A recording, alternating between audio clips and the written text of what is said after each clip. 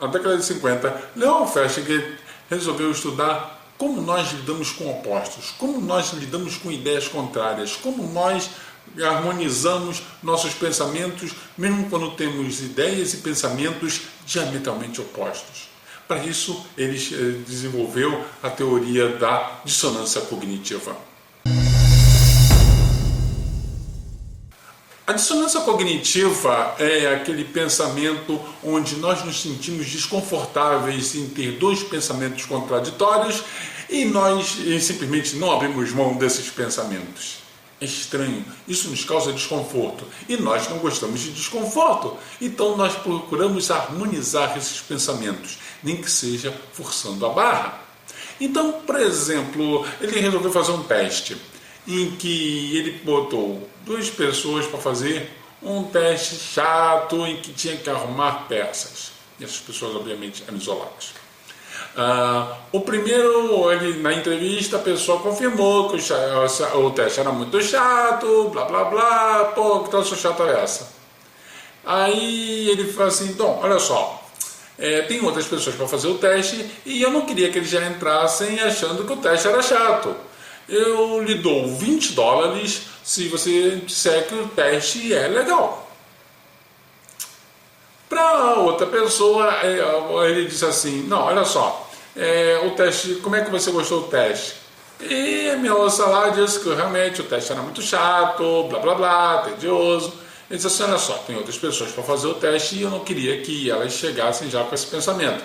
Então eu gostaria que vocês convencessem que o teste era legal, que você se divertiu. Para isso eu lhe dou $1. Bom, na época esses $20 valiam o equivalente hoje a $175 e esse $1 em torno de $8,80 ou quase $9. Bom, mas dinheiro é dinheiro, né?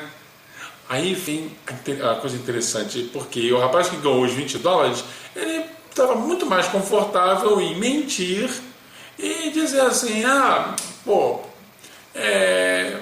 o teste é legal, é divertido, tipo, você vai gostar, de uma forma mais displicente.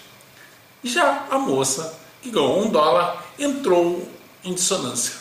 Ela tinha dois pensamentos contraditórios, em que sim, ela sabia que o teste era contraditório, mas a sua recompensa era pouca para dizer isso. Então ela simplesmente mudou de opinião. Ela simplesmente passou a aceitar que o teste era divertido. Ela arrumou uma desculpa e realmente se convenceu que o teste era divertido nas entrevistas. Há um documentário da PBS, a emissora educativa dos Estados Unidos, em que fez documentário a esse respeito. In the mid-50s, Leon Festinger and his colleague Merrill Carl-Smith conducted a classic experiment in which students were engaged in very boring tasks. The students were then given a request by one of Festinger's staff. Okay, that's fine.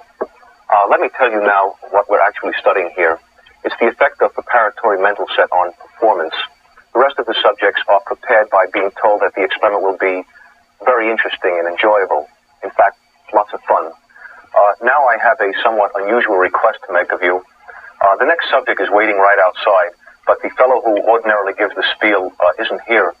I wonder if you could possibly take his place. As a matter of fact, we figure we'll be needing someone in the future, so I'd like to offer you a $20 retainer and have you remain on call for us. Would that be all right? $20? That'd be fine. Half the students were randomly assigned to the group that received $20 for lying that the experiment was fun.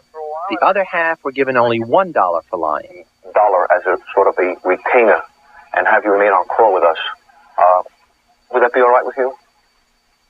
Yes, that'll be all right. The cognitive dissonance came from the knowledge that the experiment was in fact boring, and $1 was insufficient reward for lying.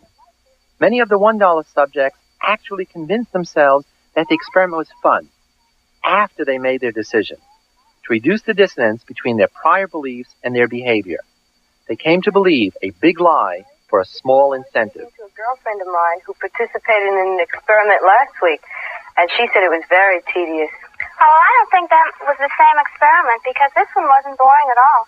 I didn't think so. The $20 subjects, on the other hand, felt no dissonance because they felt comfortable in lying just for the money. He said it was pretty miserable, and that I should do everything I could to get out of it. Well, I think maybe your friend was wrong. Perhaps it's a different experiment, because this was a lot of fun. It appeared to me as if it were a puzzle. We, had to turn these knobs, and I tried to figure out what we were doing it for, but I really couldn't figure it out. Perhaps you'll have better luck. Other theories might predict that the man who is paid most would have the highest motivation for enthusing over the dull task and would be most sold on it himself. Cognitive dissonance theory leads to an exactly opposite prediction.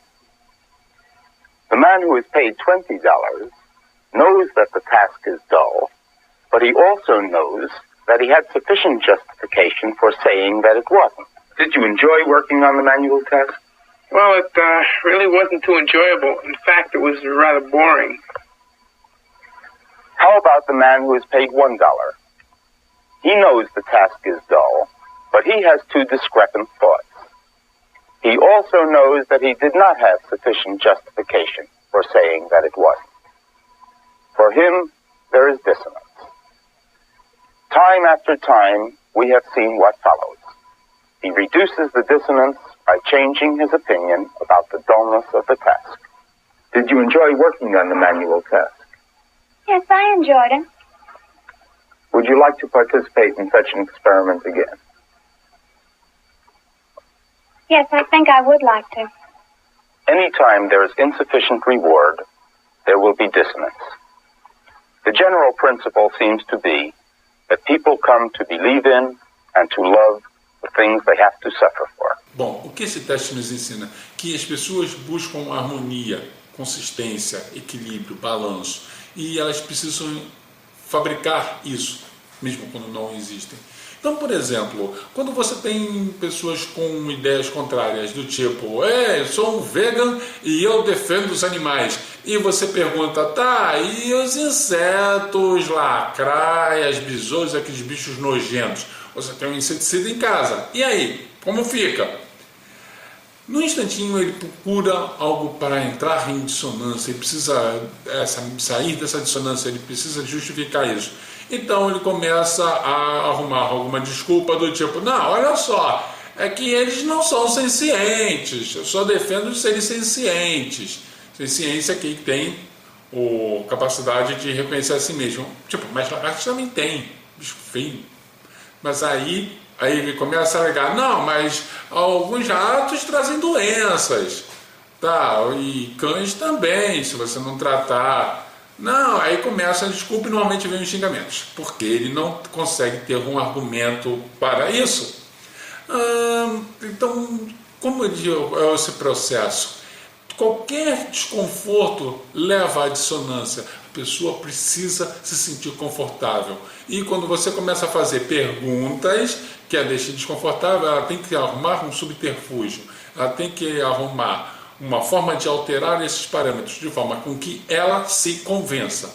Na verdade, vegans e outros religiosos, de uma maneira geral, eles precisam mais se convencer do que convencer a você. Ele precisa viver aquela mentira. Então, por exemplo, se você diz, olha só, no Velho Testamento Deus mata muito e ordena matanças. E no Novo Testamento Jesus diz que não veio abolir a lei dos profetas. Aí há dissonância. Então vem desculpas do tipo, não, olha só, antigamente nós tínhamos o tempo da lei, hoje nós temos o tempo da graça. Coisa que Jesus não disse, isso veio no livro de Paulo. Aí você aponta que Paulo diz que, bom, o Velho Testamento manda matar homossexuais e Paulo condena o homossexualismo. Mas Jesus diz, poxa, amar ao próximo como eu os amei. E aí, como é que fica? Começa a haver a dissonância e ele vai tentar arrumar algum subterfúgio dizendo que você precisa de ter o Espírito Santo para interpretar, ou porque você não entendeu nada, ou porque você não foi batizado pelo Espírito Santo, ele vai arrumar alguma desculpa. Há outras formas também, onde, por exemplo, ele trivializa certas coisas. Quando você diz assim, bom, mas olha só, em nome de Deus, as cruzadas saíram matando geral. Inclusive, na Quarta Cruzada, os cruzados, ao invés de marcharem para Jerusalém, eles foram para Constantinopla, que era cristã, e matou todo mundo, promovendo um imenso genocídio. Na noite de São Bartolomeu, eram católicos matando protestantes. Como diz isso se a religião nos faz melhores? Se Jesus nos manda amar. E vem aquela trivialização dizendo que, não, olha só, eles fizeram, mas eles não são cristãos de verdade. Usando a famosa falácia do escocês. Eles não são cristãos de verdade. Quem é cristão de verdade? Alguém que siga o parâmetro que ele acredite que seja. Pode ser também que a pessoa comece a adicionar certos itens cognitivos de forma para justificar aquilo. Por exemplo, quando diz assim, não, olha só, Deus expulsou Adão e Eva e condenou a humanidade por causa de uma desobediência que ninguém disse que era para ele fazer.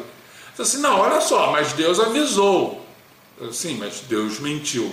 Não, mas olha só, Deus avisou. Se Adão não tivesse comido lá a fruta do conhecimento, nada disso não teria acontecido. Começa a haver outros parâmetros. Ou como, por exemplo, você diz assim, não, mas a religião normalmente prega o ódio e vai destruir templos religiosos, como muitos evangélicos saem daí destruindo templos espíritas, e aí vem mais um parâmetro. Mas olha só, ele mudou muitas vidas, as pessoas deixaram de ser drogadas e pararam de roubar tudo. O pensamento nunca é tentando justificar algo, ele vai tentando adicionar elementos para que um lado da balança pese mais do que o outro.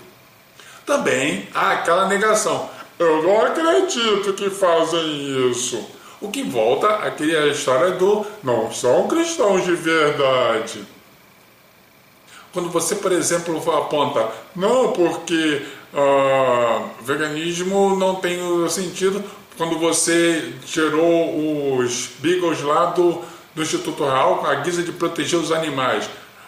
Mas aí vem elementos do tipo, mas eles estavam sendo maltratados. E você mostra as celas, os locais, os boxes, tudo bem limpo, bem arrumado, com eles todos alimentados. Aí vem mais cognições. Mas eles estavam sendo maltratados porque alguém de simpatia, do cunhado, da vizinha, da faxineira, do senhor que cuida de um hospital, que não sei o que eles eram maltratados. Sempre há desculpas, sempre há mais cognições, de forma com que ele não aceite a verdade. Quando você aponta as incongruências, quando você aponta todas as partes contraditórias, a pessoa simplesmente não aceita aquela proposição, porque ela precisa continuar na crença. Diferente quando você simplesmente algum pastor que extorque dinheiro das pessoas, dizendo que elas vão se salvar e precisam dar dinheiro para a igreja. Quando você é um astrólogo ou quiromante, diz que você é um pai de santo que diz que você está com um monte de inveja e precisa fazer trabalhos e tenta tirar dinheiro de você. A motivação dele é simplesmente o dinheiro. Ele realmente não acredita naquilo e não faz questão de acreditar enquanto estiver tirando dinheiro. Quando você vê a bancada evangélica usando para si todo o argumento para manipular a mente de outros cristãos, simplesmente para conseguir aliados, para eles continuarem sendo eleitos e continuarem estando nas altas esferas do poder. Tudo uma questão de dinheiro e poder. E isso é mais do que suficiente para acabar com qualquer dissonância cognitiva. Então, quando você tiver uma opinião e tiver outro pensamento contraditório, pense que esse pensamento contraditório talvez seja um alerta que o que você está fazendo realmente é errado. Talvez assim você veja que o que você pode estar fazendo de mal, ou pior ainda, convencendo as outras pessoas que aquela coisa ruim é uma coisa boa, sem nem chegar perto disso. Esse é André, do seu ceticismo.net.